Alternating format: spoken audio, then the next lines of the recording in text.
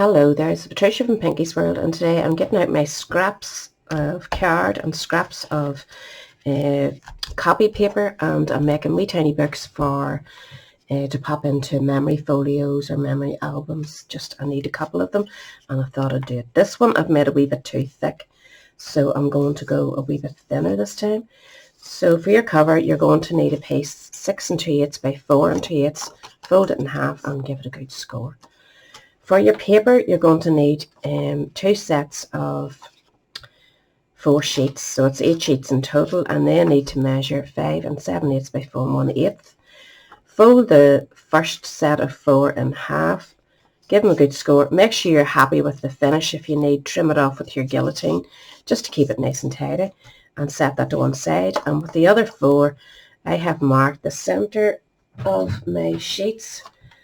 So you can make this at any size, so just follow the sizes, not the measurements so much as what I'm doing. Fold your pack in half, that's your mark line, and set it up in the centre of your cutter.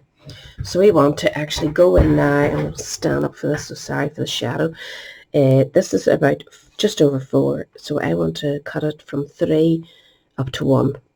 So I'm setting my cutter up to there. You could do this with a craft knife. And just bring it up to the 1 mark, and you have that nice wee slit there, you can see. So we now need to do the same with our other set. I was going to hand cut it, but I actually think I'm going to put it in here and do it again like this, so it'll just keep me nice and straight. So just make sure your papers are, oops, sorry, I just bent that, nicely butted up exactly where you want them to be. And put it in at that score line that you have. And we're going to cut up to the 3 mark. Stand up again. And then we want to go up to the top and do the same.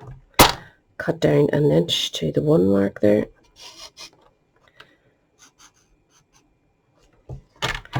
And that's what we need to do. So now we're going to put it together.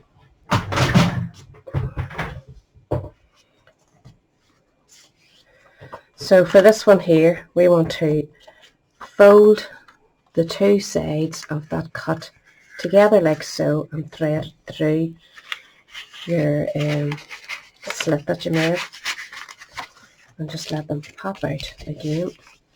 Straighten that all up and do your nice fold.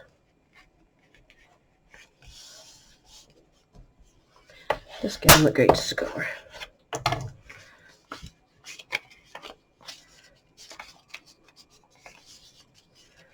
And just fold your papers whatever way they're going to work best for you. Oh, it's going the wrong way, that's why it wouldn't work. So again, line them up nicely. It's a bit messy, that's why I say you wouldn't give it to anybody as a gift or anything, but certainly for yourself it's ideal and quick and easy. So now we've got that. Go to the centre of your book, if I can find it. It should be about here, shouldn't it? Roughly. Should count my sheets, shouldn't it? So we're going to pop it into our wee book, and if you feel it's too long or too wide or whatever, you're not happy with it, now's the time to trim it. Don't wait till so that feels nice and thin now compared to the other one was so much thicker. So now I'm going to staple mine. You don't have to, it's entirely up to yourself, but you do want to get it right in the creases, right where you want them, and then hope it stays there for you. It can shift around. Now that looks okay, doesn't it, at both sides? So if you see anything, shout. It's just a wee bit tricky and awkward, but I want to put the staple, that's the closure, on the inside so that nobody would get their hands hurt or whatever. So I have to go from the outside of the book and keep making sure that it hasn't shifted on you. It is a wee bit of a pain that I should hold it with my peg, shouldn't I? Hold on a wee second. So I've got a few wee pegs or clips, and I'm going to hold it in place better. So get it, so long as you know it's in that centre line both ways, then you should be able to slide it through. If you have a long enough arm on your, I have a right wee length on that one. If not, you could stitch it together.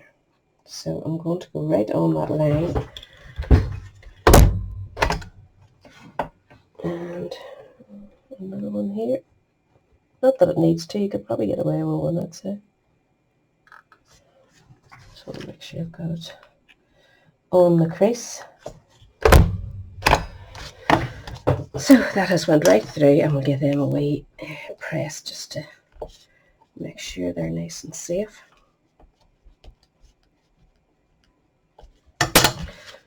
Take our clips off, and fingers crossed. Yep, looks all good to me. So I'm just going to give it a nice crease now.